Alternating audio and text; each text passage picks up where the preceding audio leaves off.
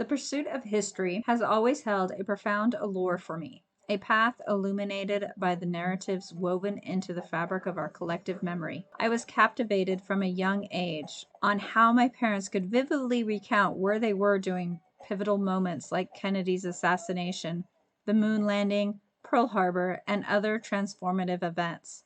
This ability to connect with their experiences, to feel the raw emotion they must have felt, was a revelation. My father remembered Pearl Harbor vividly. The Great Depression was over, and he had just moved to California with his grandparents. His single mother, Winnie, had gotten married, and he was finally going to live with her again. He remembers that the party was ended. His grandparents, Aunt Pearl, and Uncle Bud were still over when CBS Evening News announced on the radio, "The Japanese have attacked Pearl Harbor, Hawaii by air," President Roosevelt announced. He remembers, even at a young age of 6, that the adults just got silent and that he could feel the tension in the air. It was a Friday before Thanksgiving, and my dad was out in the field at the middle school he taught at.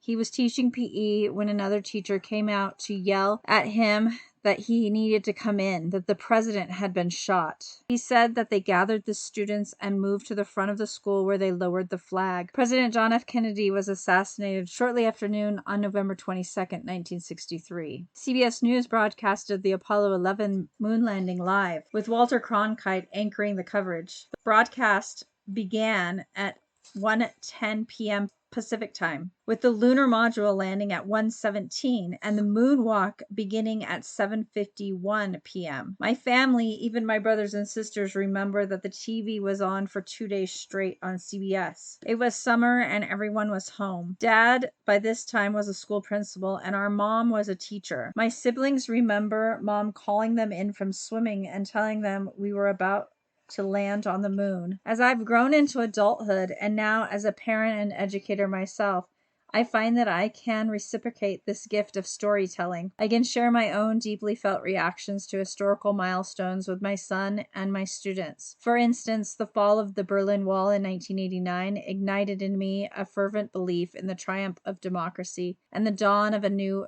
era free from the specter of nuclear conflict. Yet the subsequent outbreak of the first Iraqi war in 1990 shattered my youthful optimism, forcing me to confront the sobering realities of global conflict. Standing in my sister's living room, feeling fear grip me as the realization that boys I graduated from high school with could be sent to battle. On November 9th, 1989, as the Cold War began to thaw across Eastern Europe, an Eastern German Communist Party spokesman announced a series of new policies regarding border crossings. When pressed on the changes that would take place, he said, "As far as I know, effective immediately without delay." I got home from classes around 3:30 that day and sat down to watch All My Children with my roommates. As the next program, Phil Donahue, got underway, NBC News cut into programming to give a live feed of the Berlin Wall. At 19 years old, I had only ever known living amid the Cold War, and so this event was shocking to me. At 19, I was not that in tune with current events, but this felt bigger than me.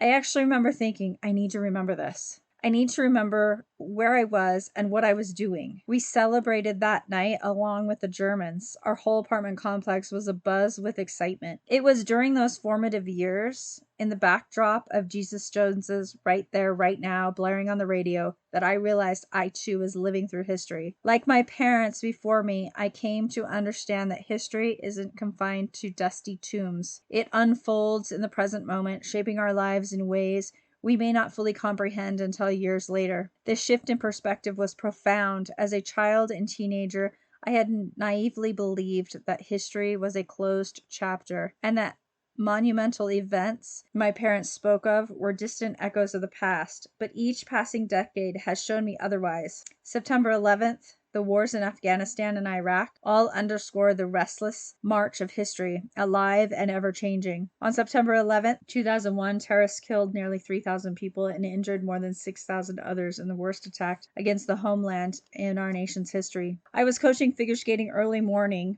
on September 11th when a skating mom ran into the ice rink and yelled for all of us to get off the ice. A plane had just hit the World Trade Center. I vividly remember just sitting in the lobby of the ice rink with my best friend and fellow coach Liz, several moms and kids in complete silence and shock as we watched the second plane hit. Slowly, the families left for school, home, work. I'm not even sure where they were going. But Liz and I sat there for what seems like forever. And then finally I turned to her after a very long time and said, I have to go home. I work 2 hours away from home, and at that moment I just knew I wanted to get home to my 3-year-old. So why do I study history? Because it is not merely a subject of study. It is the very essence of our shared human experience, a continuous thread linking generations across time. Through history, we gain not only knowledge, but also empathy, a deeper understanding of our world and ourselves. And now, as I teach world history, U.S. history, and government every day, I strive to help my students make connections between the history they are learning and the current events of today. I want them to understand that they too are living in the middle of history being made. Events like January 6, 2001, the war in Ukraine,